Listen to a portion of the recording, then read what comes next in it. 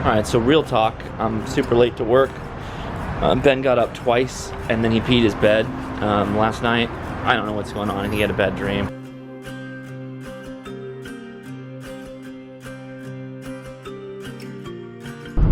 I like to count. Six ladders. Exit right to I-110 North, Los Angeles. It's 6 ladders. Oh, it's 8 ladders. I totally respect the big fan of like when people stack things and it looks just like really well done and just like, yes, they fit together. It looks really good. You're like, yeah, you did it. I love it. It's like the opposite of having an OCD like freak out. It's like it's satisfying, mentally satisfying. So I indeed did watch the debates, and I witnessed Ken Bone in all his glory. And to me, so I've always laughed, like, well, I mean, yeah, in the sense, hypothetical, in your head laugh, at the concept of a undecided voter. I think that concept is dumb. I think it's humorous, it's juvenile, but like not insulting. I'm not trying to be insulting to the undecided voters. I'm just saying that like the fact that people are wandering around through life being bombarded by this content of these two caricatures of human beings that want to be our next president, and they're just slinging mud at each other. They have their extremely left and extremely right way of doing things, conservative and liberal, I mean, that if you don't have a strong opinion enough, like that they're just equal, they're just teetering and you're just right on the fence this whole time, like, it's like, who are these people, right? I've always asked, who are these undecided voters? I get like why people would say, oh, I'm an undecided voter in a moment where they don't want to get into a political discussion or they don't want to appear like they are a Trump supporter or a Hillary supporter for whatever room that they're in and whatever group they're hanging out in. Oh, I'm undecided, right? So they're trying to avoid having a painful discussion. Ken Bone to me is, if you had the epitome of an undecided voter, like, what does an undecided voter look like? He looks like Ken Bone. Ken Bone is an undecided voter. He is a caricature of the concept of an undecided voter in my head. Like, that is what he is to me. I think it's great. I think the memes are great. I think it's funny. I think it's hilarious. The guy, like, I saw like a couple interviews with him, and his speaking, his mannerisms. Dude knows how to work a room, so he knows how to speak to people, which is interesting because I think he's like a factory worker, or he works for a company that runs a factory. Dude knows what he's doing. He's got a real good kind of, doesn't get flustered when you're asking a question, right? Because a lot of people, you know, if you're talking to television, you're going to be seen by millions of people, and people get kind of flustered. He just held it straight, like he was himself in front of the camera, which is always difficult for people to do. So interesting, and I think that he's going to have a fun little 15 minutes of fame here. But he's Joe the Plumber, right? He's Joe the Plumber of this election cycle, I think. Maybe less than right now, but he may get more airtime in the future. I no sooner get home, hop on the internet, and there's a link to something, the Daily Beast, about Ken Bone. Ken Bone's disturbing Reddit history shows he's not nearly as adorable as we thought. So he was in a Reddit Ask Me Anything, an AMA, where people go on and they ask questions, blah, blah, blah. The problem is that he logged on with his personal Reddit account. He didn't like make a false, empty Reddit account, so everybody could see his history of all the things he's ever spoken, been involved in, posted, whatever. And I guess he's a little bit of a pervert, coming straight out of the Bone Zone. Here's a quote regarding the Jennifer Lawrence hacked nude pictures. Maybe she should have been more careful with her pics, but the bad guys are still the ones who sought them out and looked at them. By which I mean guys like me. I saw her butthole. I liked it. Jesus. Oh my God. See, this just goes to show you, as of a couple of days ago, he was the America's sweetheart. Everybody was in love with Ken Bone. Now, because of his own internet past, which everyone is going to have an internet past now going forward, He's like the untouchable, unwashed masses. 15 minutes over. It is over. So I almost buried the lead too on the whole Ben story. So Ben's been doing great, right? A part of his going to Montessori school is that he had to be potty trained. So we hustled and he did great. You know, a little tough in the beginning, but he got it going and he kind of understood what was going on and he's good at it. He's good at going to the bathroom. Good for Ben. But something happened recently. I don't know what it was. He had a bad night one night where I think he had a bad dream and he was really panicked, like really panicked, and I was asleep. Like I don't know what happened. I had to get something from my car out in the front of the house, but it was like really late and I didn't hear him cry on the baby monitor.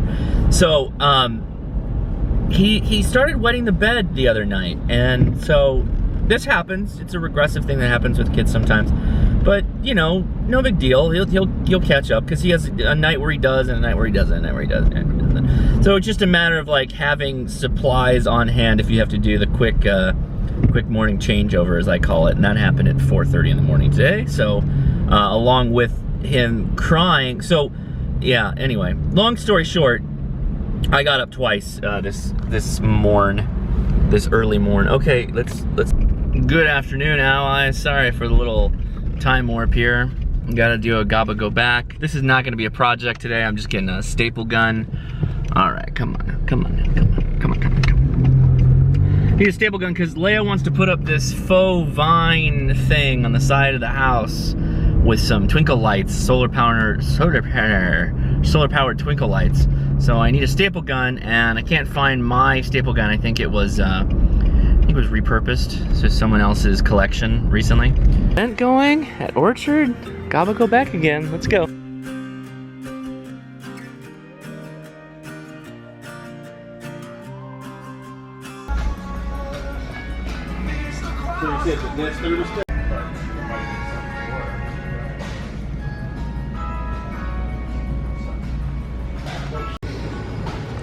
They played my jam.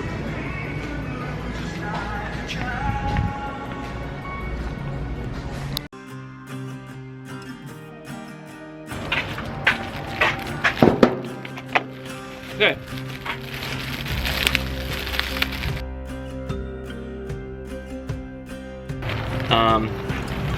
Well, let's try it out.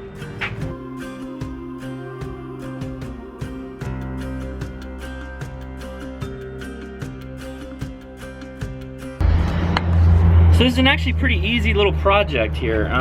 So we got these twinkle lights, they've got these little ties. Keep the ties because you're gonna use that to tie the bottoms up. The solar panels on top here, which is probably some kind of dumb battery in it. And basically, they're grouped up, and there you go, you unfold it. And it's a net, like a net of lights. Yeah, so I take the tops of the little light nets and I just go up behind these little nubbins. You don't even need any tools or staples to mount it. You just need to go up and over the little plastic pieces. Then you take your spike on your solar box here, stab it in, and then just go in between the mesh and let it sit like that, pointing at the sun. Take your plastic off so you get good. Okay, so here's my fake ivy wall with my collectors collecting. Make sure we keep the dust off of them for maximum collecting. We want them towards the sun, which is over there right now, like so. Very good.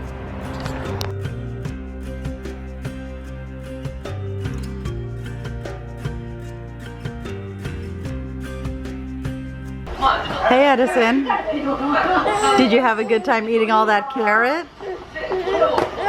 Oh my god, you killed the carrot! Edison. Oh, I know you didn't mean to do it, babe. I know. Oh boy, it's gotten dark enough. It's gotten dark enough. Let's go see. Let's go see what the twinkle lights and ivy effect is. Oh, wow. So these, I don't know if it's gonna get brighter tomorrow because they really didn't have enough time to charge. Very cool. I checked my antenna. I can put it up on the, I can put it up where it's supposed to be when I need to use it. I love it. Looks great. Good work, Leia. Good idea, Leia, going with the twinkle lights and the fake ivy. I think it looks better than the rotten out fence, and really that's like my neighbor's fence. We're working on a plan to redo it. There's some sharing of funds that's gonna have to happen for that. So until then, ivy sheets. Well, Ben, did you put something in the power sockets here?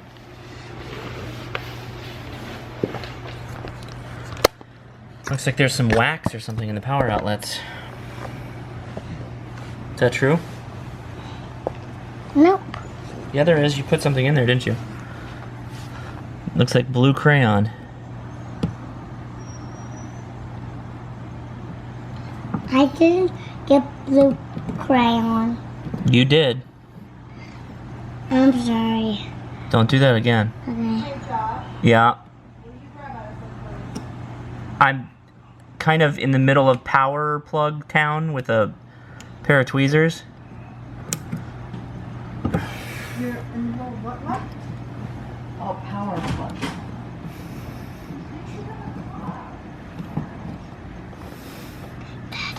Yes, Ben. We don't, no. Daddy does this. You do not do this. You do not touch this, okay? This is very dangerous. Why? Because it will hurt you. It will hurt you. It will shock you. It'll sting like a bug, like a bee biting you.